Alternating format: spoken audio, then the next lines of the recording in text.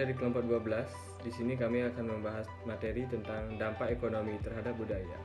Sebelumnya, saya akan mengenalkan diri terlebih dahulu. Saya Nyoman Adiawan Setiawan, NIM 18011045. Pertama, saya akan membahas tentang pengertian ekonomi.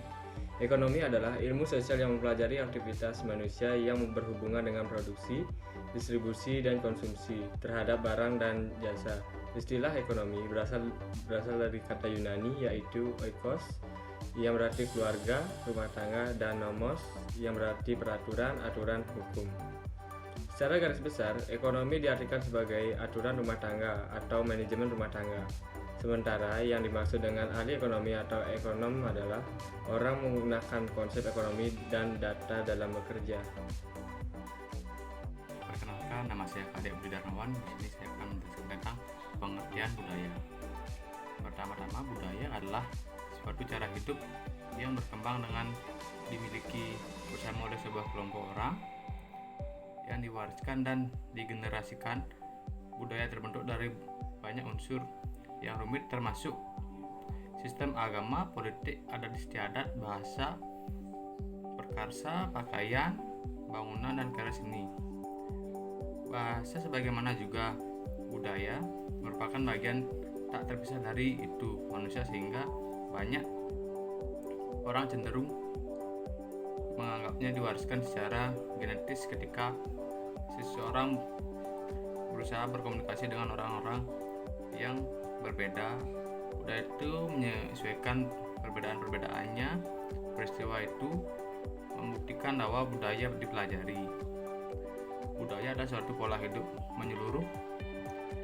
Budaya bersifat kompleks, abstrak, luas. Banyak aspek budaya turut menentukan perilaku komunikatif, unsur-unsur sosial budaya, dan tersebar dan meliputi banyak kegiatan sosial manusia. Beberapa alasan menganggap orang mengalami kesulitan ketika berkomunikasi dengan orang lain. Budaya adalah dalam definisi budaya. Budaya adalah suatu perangkat rumit nilai-nilai yang dipolariskan oleh suatu citra yang mengandung pandangan atas keistimewaan citra itu sendiri. Mengambil bentuk-bentuk berbeda dalam budaya seperti individualisme kasar di Amerika, keselarasan individu dalam alam di Jepang, dan kepatuhan kolektif di Tiongkok. Citra budaya yang bersifat memaksa tersebut membekali anggota-anggotanya dengan pedoman mengenai perilaku-perilaku yang layak dan menetapkan makna dunia logis yang dapat dipinjam anggota-anggotanya yang paling bersahaja untuk memperoleh rasa bermartabat di penilaian dengan hidup mereka. Dengan demikian, budaya yang menyediakan suatu kerangka yang koheren dapat mengorganisasi aktivitas seorang dan memungkinkannya meramalkan perilaku orang lain. Budaya itu sendiri didefinisikan sebagai subjektivitas kolektif. Kesten 1992, subjektivitas mempunyai dua arti, yaitu ilmu ekonomi, teori nilai subjektif, menekankan bahwa preferensi seorang individu tidak dapat diukur dari cara tidak langsung, hanya tercermin dalam perilaku individu tersebut. Sebagai contoh, apabila seorang lebih sering memakan soto daripada sate, itulah perilaku, maka kemungkinan kita dapat menyimpulkan bahwa orang tersebut lebih menyukai soto daripada sate. Preferensi penggunaan kedua subjektivitas adalah dalam konteks probabilitas tanpa adanya informasi tentang frekuensi. Relatif, seorang individu akan semata-mata mengaitkan probabilitas persoalan pada suatu kejadian. Probabilitas ini tidak dapat diukur, tetapi ketika individu tersebut memaksimalkan acceptability, maka perubahan dalam perilaku dapat dilakukan dengan perubahan probabilitas subjektifnya. Kedua konsep subjektivitas ini sering digunakan karena preferensi atau beliefs yang menjadi dasar tindakan seorang tidak dapat langsung diobservasi. Selain itu, siklusnya juga sering dipreferensi relief antar individu berbeda-beda, akan tetapi simpulan seperti ini terlalu. Nama saya Galvin Priyasayadi, NIM 031. Dampak ekonomi terhadap budaya. Ilmu ekonomi sangat berperan penting di dalam mengatur prinsip kebudayaan di masyarakat. Mempelajari ilmu ekonomi dapat mengubah kebiasaan seseorang agar bersifat teliti serta ekonomis di dalam kehidupan sehari-hari. Masyarakat tidak terlepas dari kegiatan ekonomi. Kegiatan-kegiatan tersebut meliputi produksi, konsumsi, dan distribusi. Ilmu ekonomi termasuk ke dalam bilangan ilmu kebudayaan.